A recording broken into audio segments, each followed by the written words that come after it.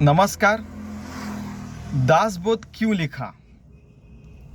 ये सवाल तब उठा जब मैंने बताया बच्चों को कि मैंने पीएचडी इसलिए किया क्योंकि अगर हर देश सारी चीज़ें अपने ही देश में बनाता है या वहाँ के लोग बनाते हैं, मैन्युफैक्चर करते हैं, खेती बाड़ी भी करते हैं, खाने से लेके सारी टेक्नोलॉजी, स्पेस टेक्नोलॉजी तक सब कुछ अपने देश में बनाते हैं, तो वह देश स्वावलंबी हो सकता है, स्वयंपूर्ण हो सकता है। तो फिर उन्होंने पूछा कि दासबोध क्यों लिखा?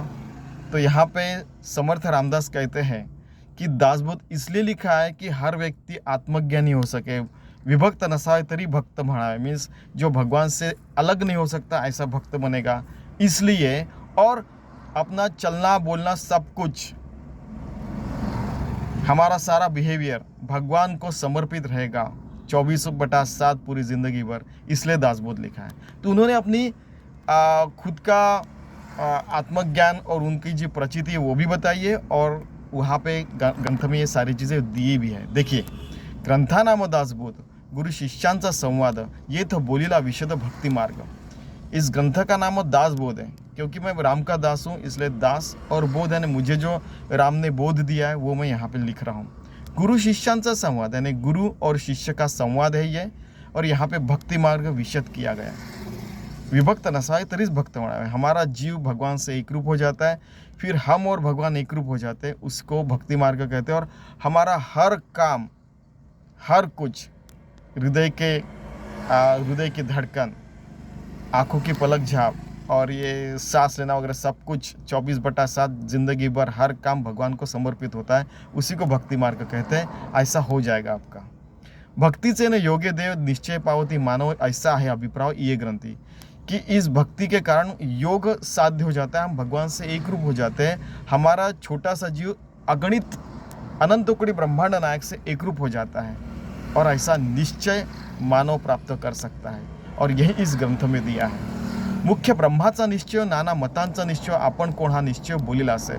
मुख्य ने हम कौन है, हम यहाँ पे क्यों आए हैं, हम लोग क्या करते हैं, क्या करना चाहिए, ये सारी चीज़ें इसमें बताई गई है।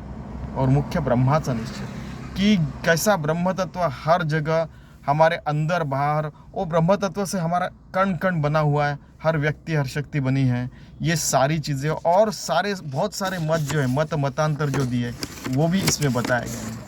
नाना ग्रंथांच्या समती, उपनिषदे वेदांत श्रुति आणि मुख्य आत्मप्रचिति शास्त्र से। बहुत सारे ग्रंथों का यहाँ पे सारांश दिया गया है, उपनिषद, वेदांत, श्रुति, स्मृति, सब कुछ। और मुख्य आत्मप्रचिति, जो प्रभु रामचंद्र जी ने मुझे आत्मप्रचिति दी, वो शास्त्र का आधार देके मैं आपको बता रहा हूँ।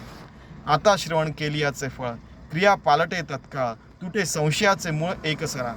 आपका संशय बिल्कुल नष्ट हो जाएगा, आपकी क्रिया पलट जाएगी, और 24/7 आप भगवान को समर्पित जीवन जिएंगे। हर सांस के साथ, हर हृदय की धड़कन के साथ, हर विचार के साथ 24/7 भगवान को समर्पित रहेंगे, और केवल श्रवण से होगा ये, दासबोध श्रवण से। कितना कॉन्फिडेंस है देखिए। मार्ग सापडे सुगम, न लगे साधन दुर्गम, सायुज्य मुक्तीचे वर्म ठाई पड़े, कि आपको सुगम मार्ग मिल जाएगा, आपकी दुर्गमता जो ज़िंदगी की है वो निकल जाएगी, और आपको सायुज्य मुक्ति आसान से मिल जाएगी।